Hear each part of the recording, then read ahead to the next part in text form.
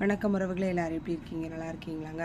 ஒரு தாய் ஒரு குழந்தைய பெற்று வளர்த்து படிக்க வச்சு தன்னுடைய காலம் முடியும் போது தன்னுடைய பையன் நம்மளை பார்த்துக்குவான் அப்படின்னு சொல்லி ஒரு சந்தோஷத்தில் இருக்கும்போது அந்த தாய்க்கு ஒரு பேரிடியாக வந்த செய்தி தாங்க தன் மகனுடைய இழப்புங்க.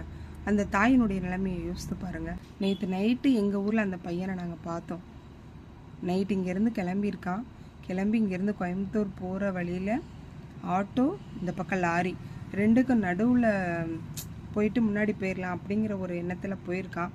ஆனால் ஹெல்மெட் போட்டிருக்காங்க. ஹெல்மெட் நம்ம நிறைய பேர் போடுறோம். போட்டுமே என்ன பண்ணுறோன்னா அதை லாக் பண்ணுவாங்க இல்லைங்களா? அதை லாக் பண்ணவே மாட்டேங்கிறாங்க நிறைய பேர். இந்த தம்பி லாக் பண்ணியிருந்தானா கை கால் அடியோடு போயிருக்கும். லாக் பண்ணாமல் போட்டதுனால ஹெல்மெட் பறந்து ஒரு இடத்துல போய் விழுந்து தம்பியினுடைய தலை அந்த இடத்துல லாரியில் உள்ள அடிபட்டுருச்சு. ஸ்பாட் அவுட்டுங்க. உண்மையிலே சொல்கிற ரொம்ப கவலைக்குரிய விஷயம். பசங்களும் சரி, நீங்கள் ஆண்கள் யாராக இருந்தாலும் சரி, நீங்கள் பைக்கில் போகிறீங்க அப்படின்னு சொன்னால் உண்மையிலே ரொம்ப கவனம் முக்கியம்.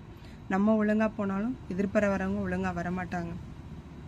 ஹெல்மெட்டு ஒழுங்காக அணிங்க. அதை லாக் பண்ணுற விஷயத்தில் கரெக்டாக இருங்க. உண்மையிலே சொல்கிறேன், ஊரே நாளைக்கு மேல்நாரிப்புணர் அந்தோனியார் கோயிலுக்கு எல்லாம் வண்டி கட்டிட்டு போவாங்க.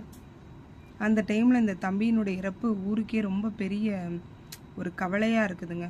உண்மையிலே சொல்கிறேன், எங்களோட கவலைலாம் ஒரு வாரம் 10 நாள். ஆனால் இந்த தாயினுடைய கவலை யோசித்து பாருங்கள். பெற்று வளர்த்து சீராட்டி வளர்த்து தன்னுடைய குழந்தை இப்படி இறந்துட்டான் அப்படிங்கிறப்ப கடவுள் தான் அந்த அம்மாவுக்கு ஒரு ஆறுதலை கொடுக்கணும். இந்த வீடியோ பார்த்துட்ருக்குற நீங்கள் பைக்கில் போகும்போது வரும்போது சரி, ரொம்ப பாதுகாப்பாக வாங்க போங்க. உங்களுடைய குடும்பம், குழந்தைகள், உங்களுடைய தாய் எல்லாத்தையும் நினச்சி பார்த்தீங்கன்னா வண்டி ஒழுங்காக ஓட்டுவீங்க. முடிஞ்ச அளவுக்கு எந்த அளவுக்கு பொறுமையாக வண்டி ஓட்டணுமோ அந்த அளவுக்கு பொறுமையாக வண்டி ஓட்டுங்க. அந்த தம்பியினுடைய ஃபோட்டோ உங்களுக்கு நான் காட்டுறேன் பாருங்கள். உண்மையிலே சொல்கிறேன், அவ்வளவு அருமையான பையங்க. இது வரைக்கும் ஊரில் யார்கிட்டையும் எந்த வம்பு இதெல்லாம் வச்சுக்கிற பையனே கிடையாது. அவ்வளவு அருமையான நல்ல குணமுள்ள பையன். என்ன பண்ணுறது, விதி விளையாடிட்டு போயிடுச்சு. விதி விளையாடிச்சோ, தம்பி வேகமாக போனானோ, ஆனால் ஒரு தாய்க்கு ஒரு மகன் இல்லை. இந்த வீடியோ பார்க்குறவங்க எல்லாத்தையும் கையெடுத்து கும்பிட்டு கேட்டுக்கிறேங்க. தயவு செய்து நீங்கள் எங்கே போனாலும் சரி ஹெல்மெட் போட்டு போங்க.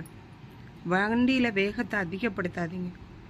எந்த அளவுக்கு நீங்கள் பொறுமையாக போகணுமோ அந்த அளவுக்கு பொறுமையாக போங்க. உங்களுடைய வேகம் உங்களுடைய உயிரையே பாதிச்சிடும்.